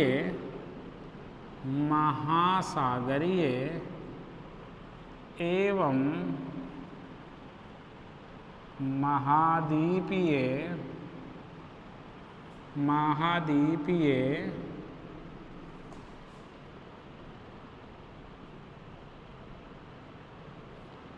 जलवायु प्रदेशों के, यानी महाद्वीपीय एवं महासागरीय जो जलवायु प्रदेश हैं, यानी इन जलवायु प्रदेशों के मध्य में कहाँ पाया जाता है, के मध्य में पाया जाता है। कहाँ पर पाया जाता है? के मध्य में पाया जाता है। यानी महासागरीय जलवायु प्रदेश और महासागरीय महाद्वीपीय और जो महासागरीय जलवायु प्रदेश है इसके मध्य में, यानी इसके विस्तार की बात कर रहा हूँ, ये इसका विस्तार है। इस जलवायु प्रदेश का यह विस्तार है जिसमें हम बात करें दक्षिणी स्वीडन है, पश्चिमी पोलैंड है, पूर्वी जर्मनी है, ऑस्ट्रिया है, हंगरी है, स्लोवाकिया है यानी चेकोस्लोवाकिया है। इसी के साथ साथ हम यूगोस्लाविया की बात करते हैं, बुल्गारिया की बात करते हैं, रोमानिया की बात करते हैं और स्विट्जरलैंड की बात करते हैं। ये देश इसके अंतर्गत क्या होते हैं? शामिल होते हैं। ठीक है ना। तो हम इसके विस्तार की बात कर लेते हैं। तो इसका विस्तार देखिए, इसका विस्तार जो हमारे पास में आ रहा है, तो हम इसके विस्तार की बात करें तो देखिए हमारे पास में इसका जो विस्तार पाया जाता है, यदि हम विस्तार की बात करें तो हमारे पास में आता है दक्षिणी स्वीडन, यानी दक्षिणी स्वीडन, पश्चिमी पोलैंड, यानी दक्षिणी स्वीडन आ गया, पश्चिमी पोलैंड आ गया, पूर्वी जर्मनी, ऑस्ट्रिया, देखिए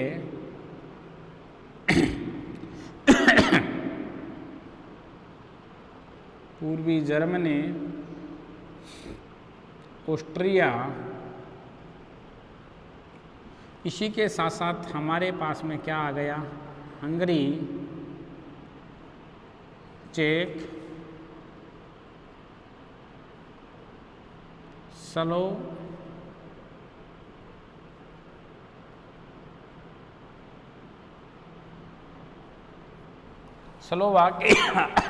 स्लोवाकिया। इसी के साथ साथ यदि हम आपसे बात करते हैं स्विट्जरलैंड, रोमानिया, देखिए स्विट्जरलैंड,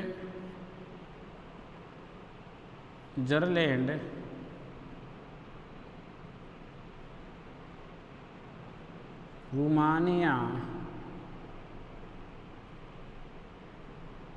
बुल्गारिया, हम आपसे बात कर रहे हैं रोमानिया, बुल्गारिया, इसके अलावा स्लोवाकिया। इसी के साथ साथ यदि हम बात करते हैं यूगोस्लाविया आदि इसके अंतर्गत शामिल होते हैं।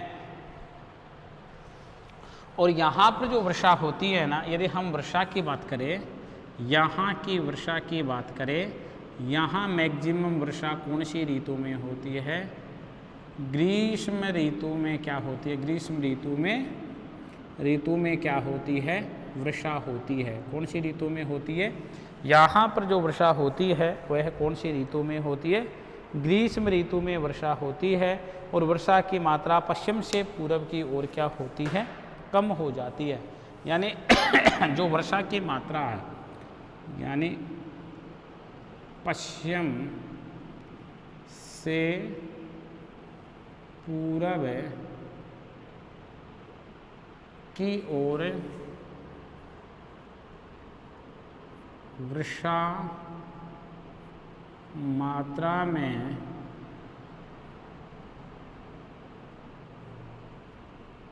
कमी आती है। क्या आती है? वर्षा की मात्रा में क्या आ जाती है? वर्षा की मात्रा में कमी आ जाती है। अर्थात इसी दशाओं के कारण से रोमानिया में और हंगरी में, यानी ये जलवायु संबंधी अनुकूलताएं पाई जाती हैं। जलवायु संबंधी अनुकूलताओं के कारण ही, किसके कारण? जलवायु संबंधी अनुकूलताओं के कारण ही, इन्हीं जलवायु की अनुकूलताओं के कारण ही हम आपसे बात करें एक तो रोमानिया में और एक हंगरी में, यानी रोमानिया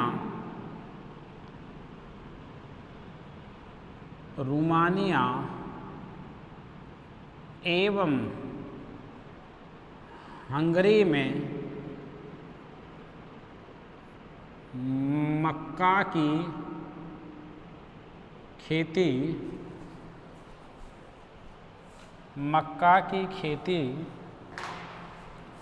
या मक्का की कृषि के लिए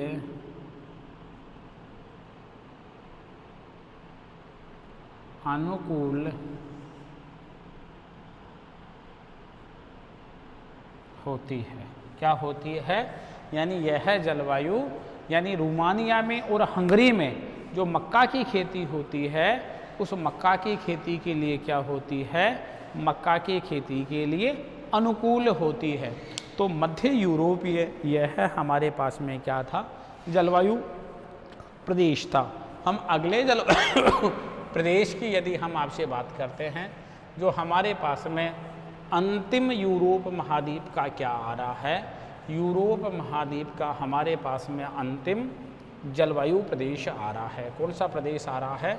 जो हमारे पास में यूरोप महाद्वीप का अंतिम जलवायु प्रदेशों में शामिल हो रहा है। हम बात करते हैं भूमध्य सागरीय जलवायु प्रदेश। कौन से जलवायु प्रदेश की हम आपसे बात कर रहे हैं? भूमध्य सागरीय जलवायु प्रदेश की। कौन से जलवायु प्रदेश की बात कर रहे हैं? हम आपसे बात कर रहे हैं भूमध्य सागरीय जलवायु प्रदेश। यानी 5वां प्रकार है भूमध्य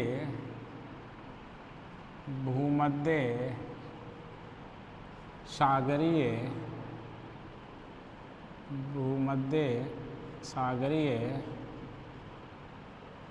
जलवायु प्रदेश। भूमध्य सागरीय जलवायु प्रदेश। कौन से जलवायु प्रदेश की मैं आपसे बात कर रहा हूँ? मैं आपसे बात कर रहा हूँ भूमध्य सागरीय जलवायु प्रदेश की। कौन से जलवायु प्रदेश की?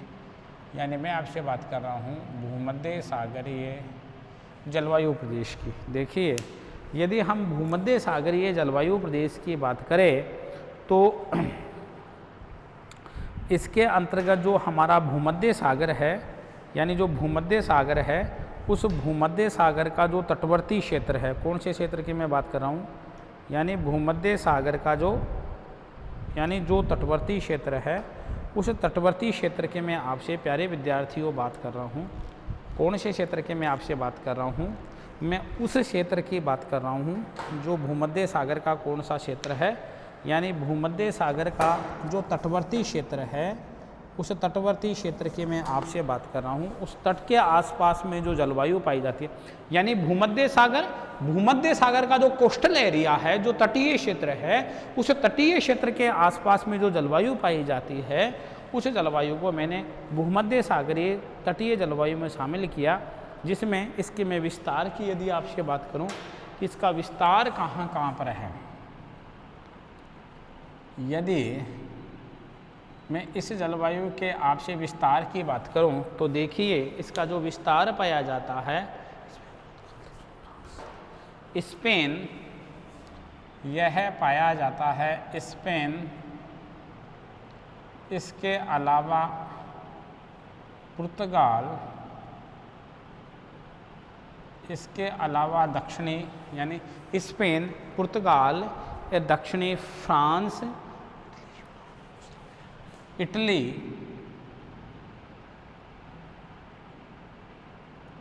यूनान,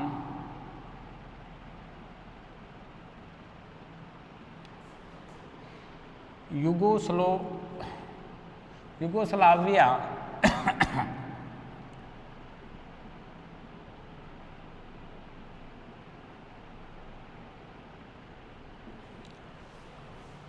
इटली, यूनान, युगोस्लाविया, बल्गारिया, टर्की।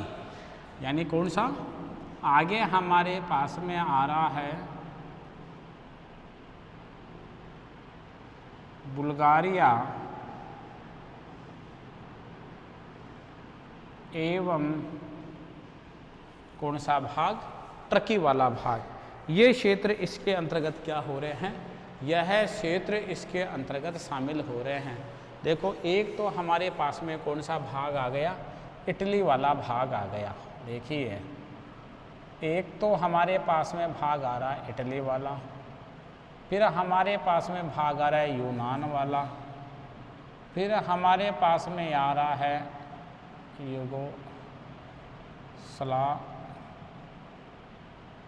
युगोस्लाविया वाला, फिर हमारे पास में आ रहा है बुल्गारिया वाला, और फिर हमारे पास में आ रहा है कौन सा भाग, टर्की वाला। ये भाग हमारे पास में क्या हो रहे हैं, यह भाग हमारे पास में प्रमुख रूप से क्या हो रहे हैं, प्रमुख रूप से हमारे पास में शामिल हो रहे हैं। क्या हो रहे हैं, प्रमुख रूप से यह भाग हमारे पास में यानी शामिल हो रहे हैं। भूमध्य सागरीय जो जलवायु है इस जलवायु के अंतर्गत आते हैं, ठीक है ना। यदि यहाँ हम तापमान की बात करते हैं, ग्रीष्म काल और शीतकाल का यदि हम टेम्परेचर की यहाँ आपसे बात करते हैं, तो देखिए यहाँ का जो तापमान होता है तो वही दो प्रकार का टेम्परेचर हो गया हमारे पास में। एक तो कौन सा तापमान हो गया, एक तो हमारे पास में शीतकाल का तापमान हो गया। कौन सा तापमान, एक तो शीतकाल का तापमान और एक हमारे पास में कौन सा हो गया, ग्रीष्म काल का तापमान। एक तापमान हो गया ग्रीष्म काल का। तो दो प्रकार के हमारे पास में टेम्परेचर हो गए। शीतकाल में जो तापमान पाया जाता है वो 7 डिग्री सेल्सियस, और ग्रीष्म ऋतु में जो टेम्परेचर पाया जाता है वो लगभग यानी 22 डिग्री सेंटीग्रेड के मध्य पाया जाता है। यहाँ वर्षा कब होती है, वर्षा शीतकाल में होती है। यदि मैं वर्षा की आपसे बात करूं प्यारे विद्यार्थियों, तो आप देखिए यहाँ वर्षा जो होती है वह वर्षा कब होती है, वर्षा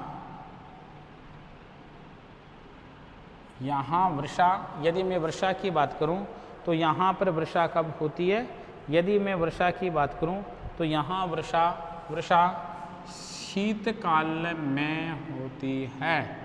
कब होती है, अर्थात तो फिर ग्रीष्म काल में यहाँ पर वर्षा नहीं होती है। यहाँ ग्रीष्म काल में वर्षा नहीं होती है। कौन से भाग में, यूरोप वाला जो भाग है इसमें ग्रीष्म काल में वर्षा नहीं होती है। अर्थात भूमध्य सागर से उत्पन्न होने वाले जो चक्रवात हैं, देखिए यानी अर्थात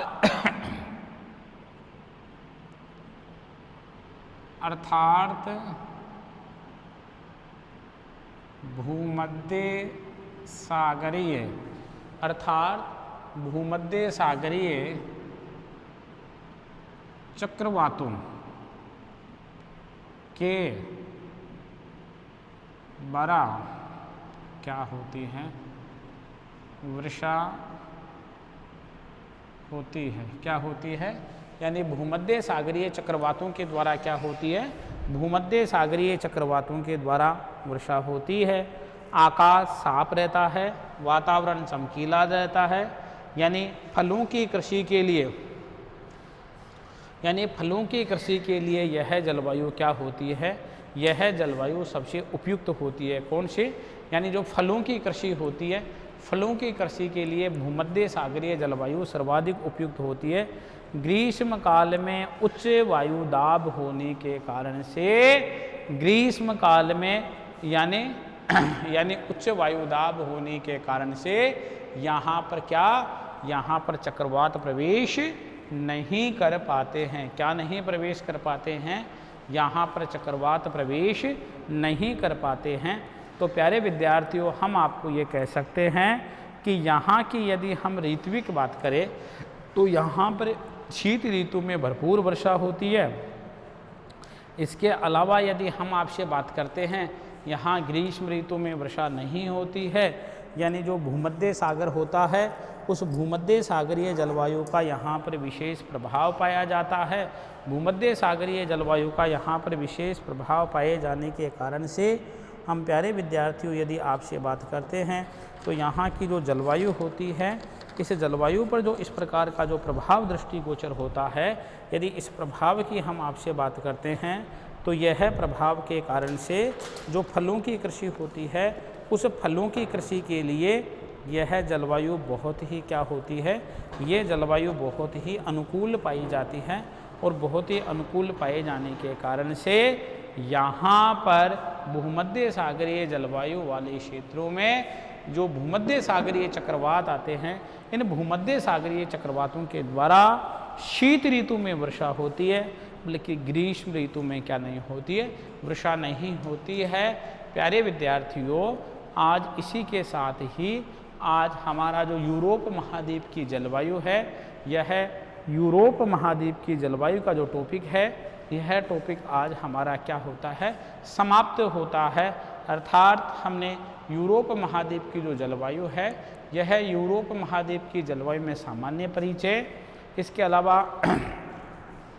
यूरोप महाद्वीप की जलवायु पर शीत ऋतु और ग्रीष्म ऋतु का प्रभाव, इसी के साथ साथ हम यहाँ की जलवायु संबंधी विशेषताएं, जिसमें समरूपता, तापमान की समरूपता, वर्ष भर वर्षा होती है आदि के साथ हमने समाप्त किया। और इसी के साथ ही हमने यानी यूरोप महाद्वीप के 5 प्रकार के हमने जलवायु प्रदेशों की बात की, अर्थात महासागरीय प्रभाव, स्थलीय प्रभाव, आंतरिक प्रभाव, महाद्वीपीय प्रभाव, भूमध्य सागरीय प्रभाव आदि प्रभावों की हमने क्या की है, आदि प्रभावों की हमने बात की है। तो इसी के साथ आज हमने यूरोप महाद्वीप की जो जलवायु है उसको हमने समाप्त कर दिया है।